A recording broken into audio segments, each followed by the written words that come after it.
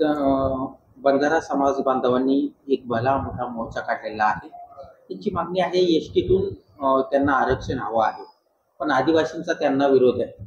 काय नेमकी मागणी आहे? एका बाजूला मराठवाड्यामध्ये मराठा समाज हा हैदराबाद गॅझेटनुसार कुणबीचं आरक्षण मागतोय. बंजारा समाज याच गॅझेटचा आधार देऊन एसटीचं आरक्षण मागतोय. नेमकं सुरू काय आहे? काय याबाबत सरकारनं उपाययोजना करायला पाहिजे किंवा काय निर्णय सरकारनं घ्यायला पाहिजे? खरं तर बंजारा समाज बाहेरल्या राज्यामध्ये ऑलरेडी एसटी मध्ये आहे, धनगर समाज सुद्धा एसटी मध्ये आहे. परंतु मराठा समाज कुठल्या राज्यात बाकी ओबीसी मध्ये नाही. परंतु कुठेतरी हैदराबाद गॅजेटियरच्या माध्यमातून कुठं निजामाच्या तिथं चाकरी करायला गेलेले काही मंडळी असतील, निजामांच्या दाढ्या करायला गेले असतील, निजामांचे कपडे धुवायला गेले असतील, निजामाचे काहीतरी दासित्व करायला गेले असतील, म्हणून ते वारंवार निजामाचा हैदराबाद गॅजेट म्हणजे आरक्षण खरं तर आता निजामाच्या विषय इथं चालवण्याचा प्रश्न येत नाही. कारण सध्या देश डॉक्टर बाबासाहेब आंबेडकरांच्या संविधानावर चालतो आणि हे लोक मागतात हैदराबाद गॅजेट, निजामाचं संविधान. आता निजामाचं तुम्ही पुन्हा आता उद्या तर मराठवाडा मुक्ती संग्राम दिन म्हणून आपण गेल्या अनेक वर्षापासून साजरा करतो. उद्या मराठवाडा मुक्ती संग्राम दिन आहे.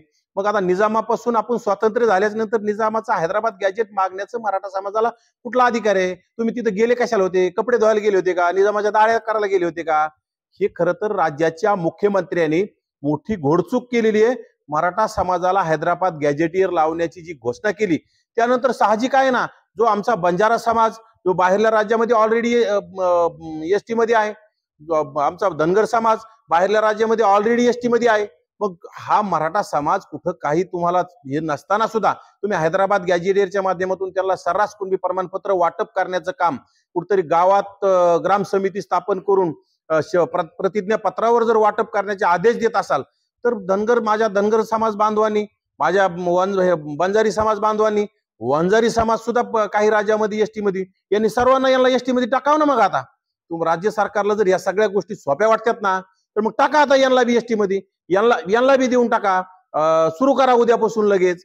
म्हणजे राज्य सरकारच्या प्रमुखांनी काय निर्णय घ्यायचे ह्या गोष्टी सगळ्या अगोदर विचार केला पाहिजे. कुठतरी एखाद्या झुंडशाहीला बळी पडून, कुठतरी दादागिरीला बळी पडून तुम्ही जर चुकीचे निर्णय घेत असताल आणि पाहिजे ते त्यांना देत असताल, त्यांच्यावर अतिशय मोठमोठ्या केसेस त्यांच्या मागे घेण्याचं काम जर तुम्ही त्यांच्या दबावाला बळी पडून करत असाल तर राज्य हे कुठतरी संविधानाने चालत नाही.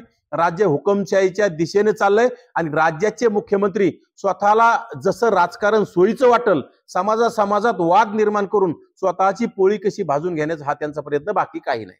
दुसरी गोष्ट अशी आहे की